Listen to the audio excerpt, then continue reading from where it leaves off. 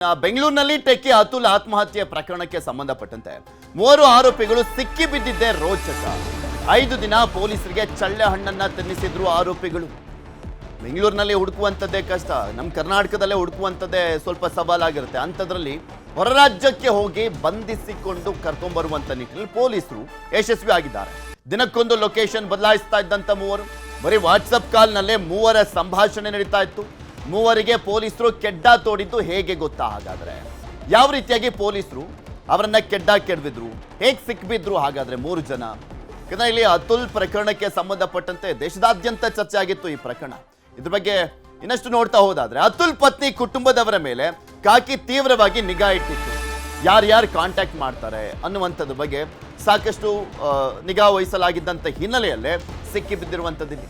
ಸ್ಥಳ ಬದಲಾಯಿಸುವಾಗ ಪರಿಚಯಸ್ಥರಿಗೆ ಕಾಲನ್ನ ಮಾಡಲಾಗ್ತಾ ಇತ್ತು. ಬೇರೆ ಬೇರೆ ಲೊಕೇಶನ್ಗೆ ಹೋಗ್ತಾ ಇದ್ರಲ್ಲ, ಈ ಸಂದರ್ಭದಲ್ಲಿ ಪರಿಚಯಸ್ಥರಿಗೆ ಕಾಲನ್ನ ಮಾಡಲಾಗ್ತಾ ಇತ್ತು. ಈ ವೇಳೆ ಎಲ್ಲಿಂದ ಕಾಲ್ ಬಂದಿತ್ತು ಅಂತ ಪರಿಶೀಲನೆ ಮಾಡ್ತಾ ಇದ್ರು ಪೊಲೀಸರು. ಈ ನಂಬರ್ ಲೊಕೇಶನ್ ಗುರುಗ್ರಾಮದ ಕಡೆ ತೋರಿಸ್ತಾ ಇತ್ತು. ಅಂದ್ರೆ ಅವರು ಫೋನ್ ಮಾಡ್ತಾ ಇದ್ದಂಥ ನಂಬರ್ ಲೊಕೇಶನ್ ಗುರುಗ್ರಾಮದ ಕಡೆ ತೋರಿಸಿತ್ತು. ಕೂಡಲೇ ಗುರುಗ್ರಾಮಕ್ಕೆ ತಲುಪಿದ್ರು ಪೊಲೀಸರು. ಗುರುಗ್ರಾಮದಲ್ಲಿ ಅತುಲ್ ಪತ್ನಿ ನಿಖಿತಾಳನ್ನ ಬಂಧನ ಮಾಡಲಾಗುತ್ತೆ. ಆಕೆಯಿಂದಲೇ ತಾಯಿ ಮತ್ತು ತಮ್ಮನಿಗೆ ಕಾಲನ್ನ ಮಾಡಿಸಲಾಗಿತ್ತು. ಈ ಸಂದರ್ಭದಲ್ಲಿ ಅಲಹಾಬಾದ್ನಲ್ಲಿ ಇರುವಂತದ್ರ ಬಗ್ಗೆ ಮಾಹಿತಿ ಸಿಗುತ್ತೆ. ಅಲಹಾಬಾದ್ನಲ್ಲಿ ಇಬ್ಬರನ್ನ ಕೂಡ ಬಂಧಿಸ್ತಾರೆ ಪೊಲೀಸರು. ಆಕೆಯಿಂದನೇ ಪೊಲೀಸರು ಅವರ ತಾಯಿ ಮತ್ತೆ ತಮ್ಮನಿಗೆ ಫೋನನ್ನ ಮಾಡಿಸ್ತಾರೆ.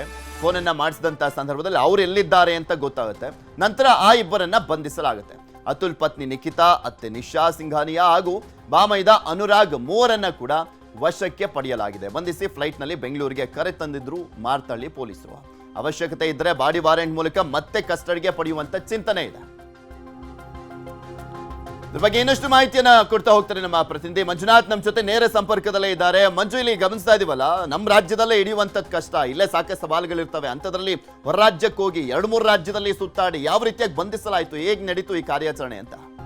ಪೃಥ್ವಿ, ಟೆಕ್ಕಿ ಅತುಲ್ ಆತ್ಮಹತ್ಯೆ ಪ್ರಕರಣ ಇಡೀ ದೇಶಾದ್ಯಂತಲೂ ಕೂಡ ಅಷ್ಟೇ ಚರ್ಚೆ ಆಗ್ತಾ ಇತ್ತು. ಈ ಒಂದು ಸಂದರ್ಭದಲ್ಲಿ ಡೆತ್ ನೋಟ್ ನಲ್ಲಿ ಸಾಕಷ್ಟು ಅಂಶಗಳನ್ನು ಕೂಡ ಅಷ್ಟೇ ಅತುಲ್ ಉಲ್ಲೇಖವನ್ನ ಮಾಡಿದ್ದ.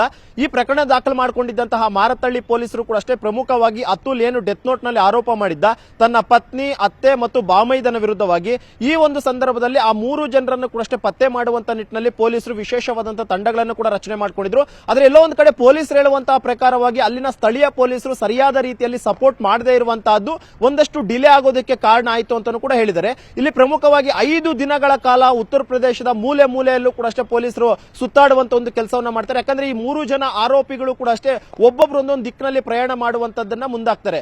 ಜೊತೆಗೆ ಇಲ್ಲಿ ಪ್ರಮುಖವಾಗಿ ಅವರು 4-5 ಗಂಟೆಗಳ ಕಾಲ ಎಲ್ಲಿಯೂ ಕೂಡ ಅಷ್ಟೇ ಓವರ್ ಸ್ಟೇ ಆಗ್ತಿರಲಿಲ್ಲ. ಬದಲಾಗಿ ಪೊಲೀಸರು ನಮ್ಮನ್ನ ಬೆನ್ನು ಬಿದ್ದಿದ್ದಾರೆ ಅನ್ನುವಂಥದ್ದನ್ನ ವಿಚಾರ ತಿಳ್ಕೊಂಡಿದ್ರು.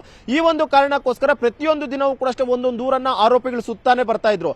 ಈಗ ಪೊಲೀಸರು ಏನ್ ಮಾಡ್ತಿದ್ರು ಅಂತಂದ್ರೆ, ಇವರ ಟ್ರ್ಯಾಕ್ ಮಾಡಲೇಬೇಕು ಅನ್ನೋ ಒಂದು ಕಾರಣಕ್ಕೋಸ್ಕರ ಅವರು ಕ್ಲೋಸ್ ಕಾಂಟ್ಯಾಕ್ಟ್ಸ್ ಯಾರೆಲ್ಲ ಇದ್ರು ಅವರ ಜೊತೆ ಮತ್ತು ಅವರ ಒಂದು ನಂಬರ್ಗಳ ಮೇಲೆ ಒಂದು ನಿಗಾವನ್ನ ಕೂಡ ಇಟ್ಟಿದ್ರು. ಈ ಒಂದು ಸಂದರ್ಭದಲ್ಲಿ ಅತುಲ್ನ ಪತ್ನಿ ನಿಖಿತಾ ಏನಿದ್ದಾಳೆ, ಈಕೆ ಒಂದು ಫೋನ್ ಕಾಲ್ ಅನ್ನು ಕೂಡ ಮಾಡಿರ್ತಾರೆ. ಆ ಒಂದು ಫೋನ್ ಕಾಲು ತನ್ನ ಸಂಬಂಧಿಕರಿಗೆ ಮಾಡಿರ್ತಾರೆ.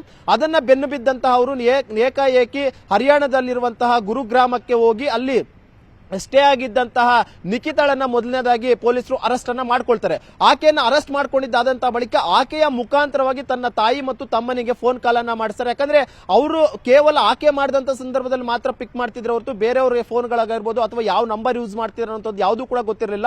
ಈ ಒಂದು ಕಾರಣಕ್ಕೋಸ್ಕರ ನಿಖಿತಾ ಮುಖಾಂತರವಾಗಿ ತನ್ನ ತಾಯಿಗೆ ಫೋನ್ ಮಾಡಿಸ್ಕೊಂಡು ಅವ್ರು ಎಲ್ಲಿದ್ದಾರೆ ಏನು ಅನ್ನೋದ್ರ ಬಗ್ಗೆ ವಿಚಾರಗಳನ್ನ ತಿಳ್ಕೊಂಡು ಅಲ್ಲಿ ಹೋಗಿ ಪೊಲೀಸರಿಗಾಗಲೇ ಬಂಧನ ಮಾಡಿದ್ರೆ. ಅವರು ಕೂಡ ಅಷ್ಟೇ ಅಲಹಾಬಾದ್ ನಲ್ಲಿ ಇರುವಂತದ್ರ ಬಗ್ಗೆ ಮಾಹಿತಿ ಸಿಕ್ಕಿತ್ತು. ಒಂದು ಟೀಮು ಗುರುಗ್ರಾಮದ ನಿಖಿತಾಳನ್ನ ಅರೆಸ್ಟ್ ಮಾಡಿದ್ರೆ ಮತ್ತೊಂದು ಟೀಮ್ ಅಲಹಾಬಾದ್ ನಲ್ಲಿ ಅವರಿಬ್ಬರನ್ನು ಕೂಡ ಅರೆಸ್ಟ್ ಮಾಡ್ಕೊಳ್ತಾರೆ.